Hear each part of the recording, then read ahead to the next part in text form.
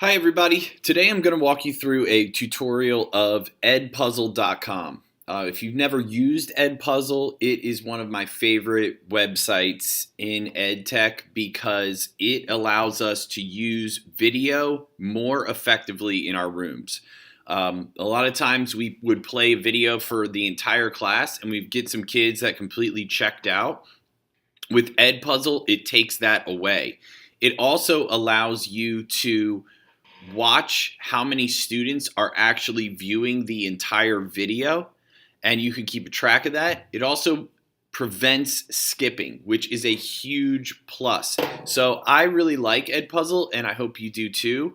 I'm going to walk you through a brief tutorial. So the first thing I'm going to do is I'm going to sign up, and I'm going to sign up as a teacher. I'm going to use my Google account.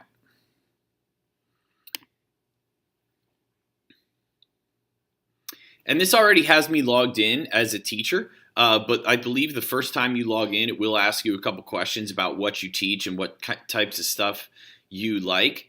So the first thing I notice is that it's going to feed me some popular videos that have been created in my school. So it's going to ask you what school you teach at. And then when you click on that, you can see videos that have been created by teachers in your school. So you can share those videos and then add them to your class. And we'll get into how to create classes here in a minute. But over here on the left-hand side, you'll see popular channels. So here I can search pre-made Edpuzzles that I can automatically add to my class. So if I view something and I like somebody's questions, I can go ahead and add that to my class without having to redo it. I've got a Khan Academy selection, a National Geographic, TED Talks, and a number more, including Crash Course, which was one of my personal favorites. Now, let's say that I want to search for a new topic. They don't quite have what I want, and I want to study the Revolutionary War in America. Okay, so some videos come up that I want to add to my class. Let's say, now these are, you can see that these are Edpuzzle videos because they already have questions, so I can use those. If I want to search ones that have not already been created as Edpuzzles, I can come down here, and here I find one all about the Revolutionary War. I love Crash Course, so I'm going to edit this one. Now, it takes me to this editing screen. This is where I create my Edpuzzle. So the first thing I see is I can crop the video. I can crop the video from the front and I can crop the video from the back, but I cannot crop out of the middle. So if John Green says something that I feel is inappropriate for my class, I can't cut that out of the middle. I can only shorten the video from the beginning and the end. The voiceover is if you want to record over the entire video. So you see over here it says you must record audio over the whole video in order to save it. It's a cool way for you to explain concepts, but most people, if they want to drop something in there, are going to use the audio notes. So I'm going to slide my marker over here, and I'm going to play the video. And right here, let's say I want to add a note because, like it says over here, I just want to make sure they're not sleeping through the video. I'm going to click this. Pay close attention to this part. And I'm going to stop it. Okay, and I do not want to remove it, but I want it to be right there. I like that. Okay, and I want to listen to it. So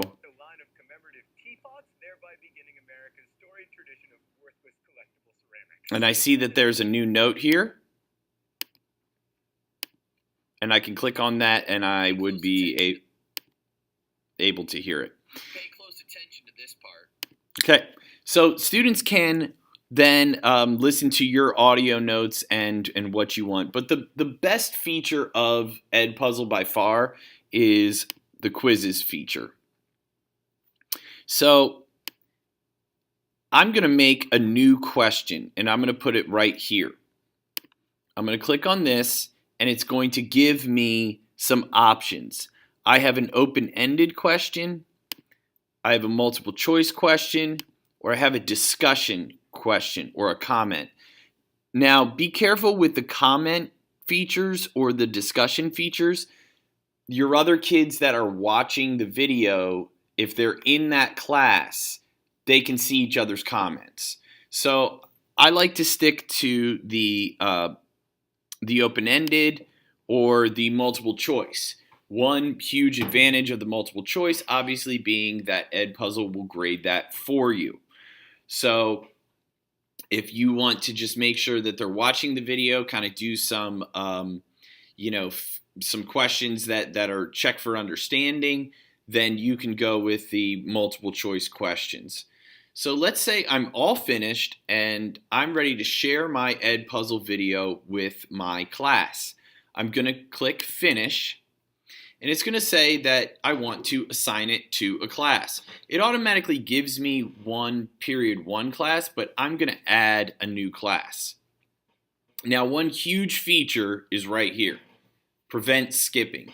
If I don't want students to be able to skip parts in the video, then I check that. Now, they can go back, but they can't go forward. So that's kind of a huge feature for me, because I know a lot of kids used to just skip through the videos I would assign, so the preventing skipping was huge. But I'm going to add a new class, and I'm going to call this class period 2. I'm going to click OK, and I'm going to add it to that class. I'm going to go ahead and assign that. Okay, so I see now that the assignment has been added. I don't have any students in here, okay? So how do I add students? Well, I'm going to share the assignment, okay? And I need to verify my account, so I will do that later. But it will give you a link that you can share that with your students.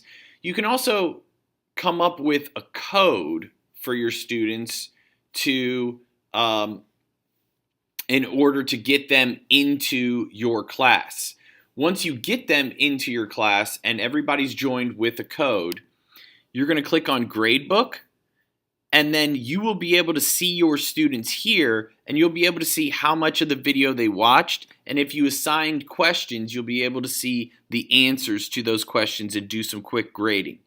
Now, one thing is, this does not automatically go over to PowerSchool. So you can download a CSV file and upload that to PowerSchool, but sometimes it's just quicker just to type it in. So that's all I've got for today over Edpuzzle. It's an amazing tool, and I highly encourage you to use it in your classes. If you need more from me, please email me at tgray@hhschuskies.org, and I'd be happy to come to your class and help you use Edpuzzle. Thanks.